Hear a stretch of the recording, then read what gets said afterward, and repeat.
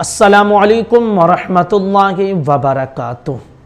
بدمذہبوں کی طرف سے سنیوں کے ذہن میں یہ سوال ڈالنے کی کوشش کی جاتی ہے کہ جس کھانے پر فاتحہ کر دیا گیا ہو وہ کھانا غیر اللہ کا ہوتا ہے اور اس کھانے کو کھانا جائز نہیں ہے۔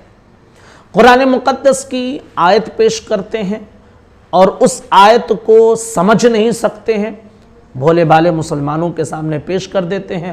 اب وہ یہ سمجھتے ہیں کہ یہ تو قرآن کی دلیل دے رہے ہیں، قرآن کی آیت مبارکہ ہے وَمَا أُحِلَّ لِغَيْرِ اللَّهِ بھی، دوسرے مقام پہ وَمَا أُحِلَّ بِهِ لِغَيْرِ اللَّهِ۔ اس کا مطلب یہ ہے کہ جو غیر اللہ کے لیے ہے وہ حلال نہیں ہے۔ اسی آیت کو بنیاد بنا کر کہتے ہیں کہ تم لوگ 11ویں کی نیاز کرتے ہو، ان کی نیاز ان کی نیاز کرتے ہو، ان کے لیے کرتے ہو۔ دیکھو قرآن نے کہا ہے کہ جو غیر اللہ کے لیے ہو وہ بالکل جائز نہیں ہے، حلال نہیں ہے۔ اب آپ اسی حوالے سے مسئلے کو واضح انداز میں سمجھ لیجئے کہ اس کی کیا حقیقت ہے۔ یاد رکھ لیجئے کہ قرآن کی یہ آیت بلا شبہ حق ہے، لیکن قرآن سمجھنے کے لیے علم کا ہونا ضروری ہے۔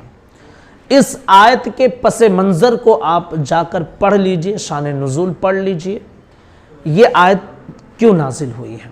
یہ آیت دراصل اس بات کے لیے نازل ہوئی ہے کہ امت کو بتایا جا رہا ہے کہ وہ جانور جو غیر اللہ کے لیے ذبح کیا جائے، یعنی اللہ کا نام جس پر نہ پڑھا جائے، کسی اور کے نام سے ذبح کیا جائے۔ جیسے ہم جانور ذبح کرتے تو بسم اللہ اللہ اکبر پڑھتے ہیں، اب کسی اور کا نام پڑھ کر ذبح کیا جائے، اس کے بارے میں قرآن کہتا ہے کہ یہ تمہارے لیے حلال نہیں ہے۔ اب بدمذہب اسی کو اٹھا کر ہر جگہ تھوپ دیتے ہیں کہ دیکھو غیر اللہ کے لیے حلال، غیر اللہ کے لیے جو ہے وہ حلال نہیں ہے۔ ارے جانور کی بات ہو رہی ہے، لیکن بات انسانوں کو سمجھ میں آئے گی، جانوروں کو سمجھ میں نہیں آئے گی۔ قرآن کی آیت کو سمجھنے کے لیے علم کا ہونا ضروری ہے۔ یہاں جو بتایا جا رہا ہے وہ یہ کہ جو جانور اللہ کے نام کے علاوہ کسی اور کے نام سے ذبح کیا جائے وہ حلال نہیں ہے۔ یہ ہے تفسیر بھی آپ اس کی پڑھ سکتے ہیں، جو ہے کنز الایمان اٹھائیے، آپ اس کا جو شان نزول ہے وہاں سے بھی آپ اس کو پڑھ سکتے ہیں اور اچھے انداز میں سمجھ سکتے ہیں۔ کچھ مثالیں میں آپ کو پیش کرنا چاہتا ہوں، اسے بھی دھیان سے سن لیجئے۔ جیسا کہ ان لوگوں کا کہنا ہے کہ جو کھانا غیر اللہ کی طرف منسوب ہو جائے تو وہ حلال نہیں ہے۔ بھائی آپ چار دوست بیٹھے ہوئے تھے، ان میں سے ایک کے پاس ٹفن تھی کھانے کی، کسی نے پوچھا یہ کس کا کھانا ہے، آپ نے کہا فلاں کا کھانا ہے، غیر اللہ کے لیے منسوب ہو گیا نا، تو اب وہ ٹفن کھانا آپ کے لیے ناجائز ہے کیونکہ غیر اللہ کی طرف منسوب ہو گیا وہ۔ اسی طرح اور بھی مثالیں میں آپ کے سامنے رکھ دوں۔ مسجد کس کی ہوتی ہے؟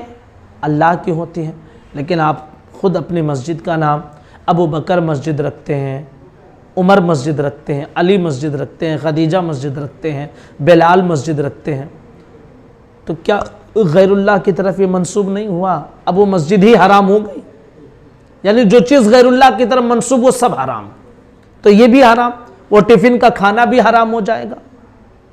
میرے عزیز اگر اسی طرح پکڑنے کی کوشش کریں گے نا تو بے شمار ایسے معاملات ہیں جو روز مرہ آپ استعمال کرتے ہیں وہ سب حرام ہو جائیں گے کیونکہ غیر اللہ کی طرف منسوب ہو گیا ہے۔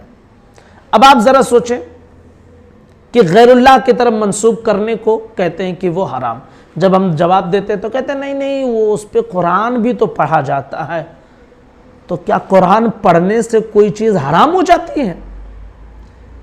کھانا کھانے سے پہلے آپ بسم اللہ پڑھتے ہیں نا، وہ قرآن کی آیت نہیں ہے تو آپ کا کھانا بھی حرام ہو گیا۔ ارے یار قرآن پڑھنے سے کون سی چیز حرام ہو جاتی ہے؟ ایصال ثواب کرنے سے کون سی چیز حرام ہو جاتی ہے؟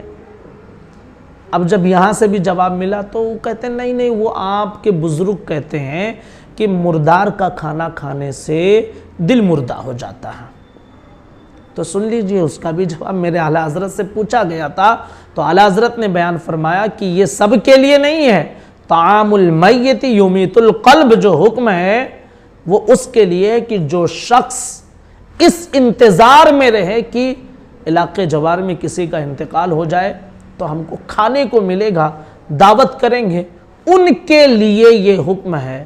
جو ایسے انتظار میں بیٹھے رہتے ہیں سب کے لیے یہ حکم نہیں ہے۔ تو حاصل کلام یہ ہے کہ فاتحہ کرنا بھی جائز ہے، فاتحہ کے لیے جو کھانا رکھا گیا ہے وہ بھی جائز ہے، اور جو اعتراض یہ کرتے ہیں وہ سراسر بے بنیاد، بے اصل اور جہالت پر مبنی ہے۔ انہیں علم نہیں ہے، نہ وہ قرآن سمجھ سکتے ہیں نہ وہ حدیث سمجھ سکتے ہیں۔ گزارش ہے اس کلپ کو شیئر کریں، چینل کو سبسکرائب بھی کریں۔ السلام علیکم ورحمۃ اللہ وبرکاتہ۔